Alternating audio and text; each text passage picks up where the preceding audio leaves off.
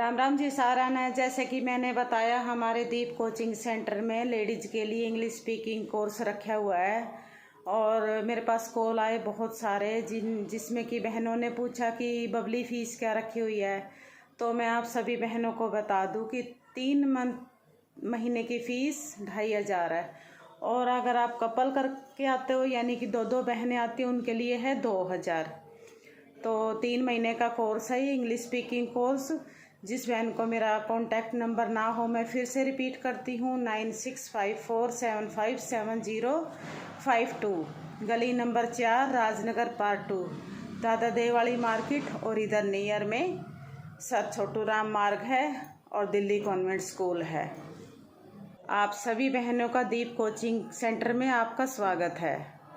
आना था कि अगर किसी वाक्य में है हूँ वो आ रहा है, क्या आ रहा है हूँ वो आ रहा है, तो समझ जाओ कि जब हम आपके उसको इंग्लिश में ट्रांसलेट करेंगे तो हम is am are helping verb लगाएंगे, क्या लगाएंगे इज एम आर लगाएंगे। वहीं पे अगर किसी वाक्य में खाते थी आ रहा है, क्या आ रहा है खाते थी आ रहा है, तो हम उसमें हेल्पिंग वर्ब वाज वर्ब लगाएंगे, क्या लगाएंगे। और अगर आपके वाक्य में गागे की आ रहा है, क्या है, तो उसको इंग्लिश में ट्रांसलेट करते वक्त उसमें विल लगाएंगे, क्या लगाएंगे विल लगाएंगे। तो एक ही वाक्य बोल रहा हूँ 3 तरीके से बोलूंगा और तीनों में देखना अलग अलग हेल्पिंग वर्ब आएगा। एक पास विज्ञान की आपकी अच्छी खासी आपके क्या है नॉलेज है, अच्छी खासी, तो मेरे पास विज्ञान की अच्छी खासी नॉलेज है, ठीक है। अब इसकी इंग्लिश अगर हमें करनी होगी तो हम यहाँ पे आपके अलग तरीके से करेंगे। इसमें इज एम आर नहीं आएगा, इसमें वाज वर्ब नहीं आएगा, इसमें आपके विल नहीं आएगा, इसमें आता है हैज है, क्या आता है हैज है। तो अगर कहूँगा मेरे पास, जब भी कोई ऐसा वाक्य मिले ना जिसमें पास आ रहा हो, ठीक है, तो समझ जाओ उसमें हैज हैव लगेगा, क्या लगेगा। लेकिन ये हैज हैव लगाने के लिए अंत में है हूँ वो भी होना चाहिए, है हूँ वो भी होना चाहिए। पास आ रहा हो और है हूँ वो आ रहा हो। जैसे एग्जांपल मेरे, तो हम क्या यूज करेंगे हैज हैव, क्या करेंगे हैज हैव करेंगे। क्लियर हो गया। तो ये देखो इसमें भी ये भी प्रेजेंट के लिए लेकिन हैज हैव से करेंगे आप। प्रेजेंट वर्तमान, ठीक है, वर्तमान मतलब होता है जिसमें अभी की बात हो रही होती है या आज की बात हो रही होती है, ठीक है। अब यहाँ पे सुनने ध्यान देना, हमें सीखना है यूज ऑफ एज है, ठीक है। तो हम सीखेंगे पहले यूज ऑफ एज का भी यूज होता है। तो सबसे पहले दोनों ही का यूज होता है जब किसी के पास की बात हो रही होगी बोलूंगा और उसकी इंग्लिश बताना जिसको आता होगा, जैसे बहुतों को आता होगा, इसलिए किसी एक से पूछ लूंगा। देखो मैंने बोला कि बंदर के पास आपके 1 दर्जन केला है, बंदर के पास 1 दर्जन केला है। तो अब इसकी इंग्लिश क्या होगी। देखो ये तो सबको पता चल गया होगा, पास आ रहा है इसमें और है आगे अंत में, तो हैज यूज होगा। तो अब बंदर 1 है, क्या है, तो क्या बोलेंगे मंकी, उसके बाद क्या आएगा सिंगुलर हो गया तो हैज। मंकी हैज 1 डजन बनाना, ठीक है। तो 1 डजन का मतलब 1 दर्जन, DOZEN डजन, तो डजन का मतलब होता है दर्जन। तो 1 दर्जन केला मतलब 1 डजन बनाना। समझ आ गया। तो क्या बोलेंगे मंकी हैज 1 डजन बनाना। अब एक और सेंटेंस सुनो, आपके लड़को, क्या बोलेंगे लड़को के पास आगे क्या है, आपके बोलने को कुछ नहीं है, लड़कों के पास बोलने को कुछ नहीं है। कोई नेगेटिव का नहीं, कही जा रही थी किसके लिए, सब्जेक्ट के लिए, और उसमें है हूँ आ रहा हूँ, तो हमने इज एम आर लगाया था। आज हमने शुरुआत कहाँ से की थी कि कुछ सब्जेक्ट के लिए कहा जाएगा और वाक्य में खाते थी आ रहा होगा, वहाँ पर वाजवा लगा देंगे। साथ में आपके सब्जेक्ट के लिए कुछ कहा जा रहा होगा और वाक्य में गागे की आएगा, क्या लगा देंगे विल लगा देंगे। उसके बाद हमने शुरू किया कि पास और है हूँ वो आएगा, तो हम वहाँ पे हैज हैव यूज करेंगे, क्या करेंगे हैज हैव यूज करेंगे। समझ आ गया चीज। चलो आगे बढ़ते हैं और अब आते हैं पास के साथ खाते थी लगाओ, क्या लगाओ। देखो यहाँ पे पास्ट मतलब होता है भूत, अब वो भूत नहीं जो पीपल के पेड़ पे रहता है,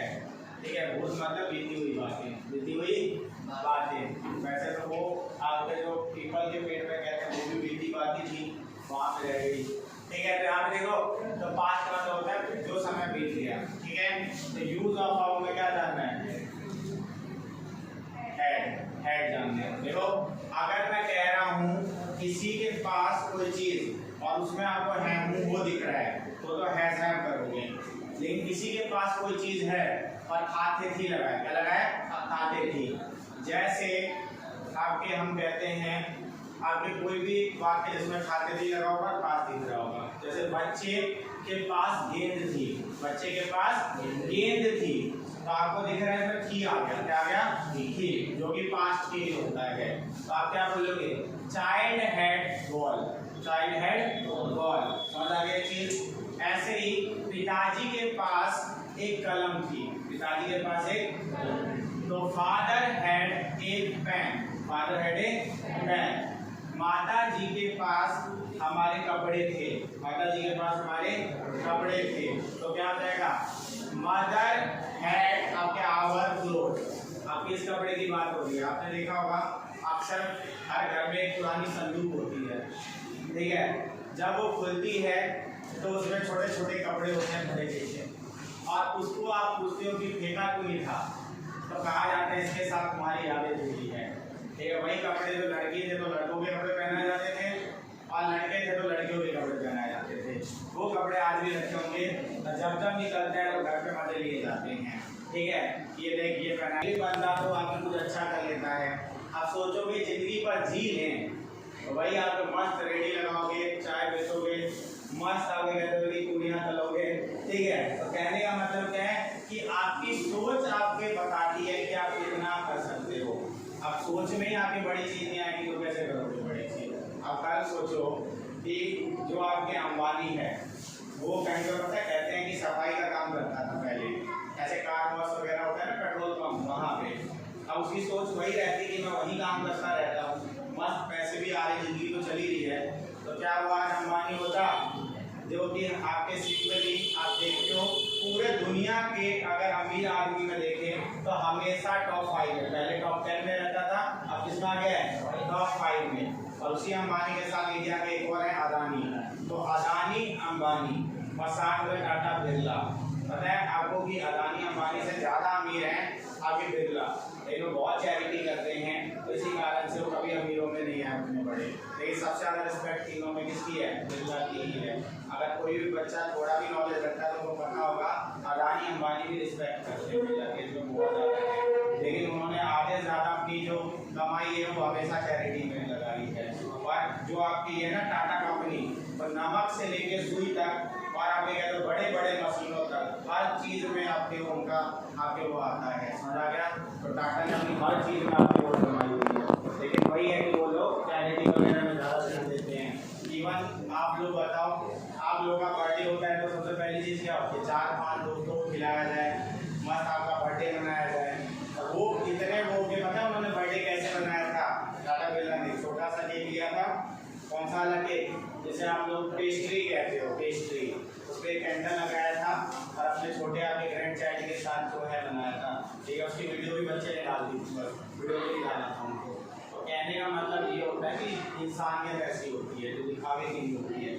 ठीक है, अभी के लिए मैंने क्या समझाने को इसकी सोच बड़ी ना हो। तो जब मैंने कहा ना हमारे पास एक बड़ा बंगला होगा तो कुछ बच्चे ने सोचा सर कैसी बात कर रहे हैं, जबकि ये सच है, हो सकता है और हुआ है आप में से ही निकल के। और खासकर ये गवर्नमेंट स्कूल वाले बच्चे खुद को अंडर एस्टिमेट करते हैं, ये गवर्नमेंट स्कूल वाले बच्चे IIT क्रैक करते हैं और सिंपली आपके जो है मेडिकल एग्जाम निकाल देते हैं, एम्स में आ जाते हैं। क्यों, तो अभी इनको शुरू से खुद मेहनत करने की आदत लगाई जाती है, क्या खुद मेहनत करने की आदत लगाई जाती है। वहीं पे कुछ प्राइवेट स्कूल वाले बच्चे होते हैं जिनको सब आपके अच्छे से बना के मुँह में डाला जाता है, तो उनको मेहनत की आदत नहीं होती, मेहनत की आदत नहीं है। ये नहीं कह रहा हूँ कि प्राइवेट स्कूल वाले बच्चे नहीं करेंगे, लेकिन वो मेहनत उतना नहीं करते जो उन्हें सब मिल गया होता है। और गवर्नमेंट स्कूल वाले को शुरू से पता होता है स्कूल में कुछ होना नहीं, मेहनत खुद करनी है, खुद से तरीके निकालते हैं आगे बढ़ने के। देखा होगा आपने, कॉपियाँ घर से जुगाड़ते हैं, वहाँ से आपके घर पेपर लेते हैं, ठीक है, और फिर आप किसी से पेन उधार मांगते हैं और फिर करना शुरू करते हैं। तो ये आदत बचपन से होती है कि जुगाड़ कर लेते हैं, और जो अभी से दिमाग लगा लेगा तो आगे भी कर लेगा। चलो आगे बढ़ते हैं, तो क्या होगी इसकी इंग्लिश बताओ।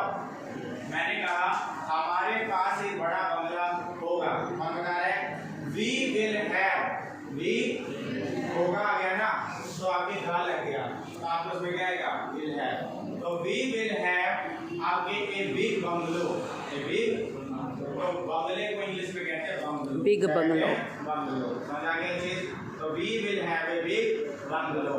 तुम्हारे पास क्या, तुम्हारे पास एक अच्छी नौकरी होगी, तुम्हारे पास एक अच्छी नौकरी होगी, क्या होगा इसका, you will have a good job, you will have ए, तुम आगे अच्छा कमाओगे, तुम अच्छा कमाओगे, आगे कह दो सिंपली, आगे ये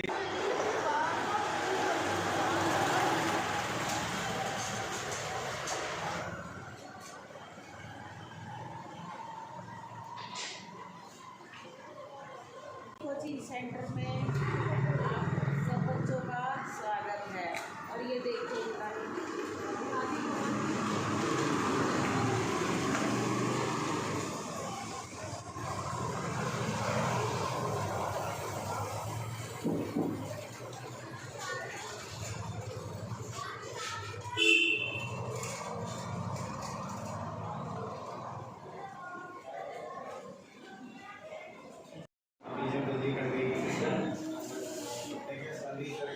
बात है कि वो काफी बहुत पर्सनल मेहनत करते हैं, ये अच्छा होगा इनके साथ लगेगा, ठीक है। तो यहाँ पे जो है आपके हमने इसीलिए बिल लगाया, और अच्छा इंसान भोगी होता तो क्या होता, शी विल गुड पर्सन, ठीक है। ऐसे आपने कोई और सेंटेंस लिखे हैं, जैसे आगे कहते हैं कि क्या होगा, वह आपके वैज्ञानिक बनेगी, वह वैज्ञानिक बनेगी। सुनने में थोड़ा अजीब लग रहा होगा, लेकिन वो हम लोगों ने ऐसा माइंड सेट बनाया हुआ है कि ये सब चीज़ लगाना है, और जस्ट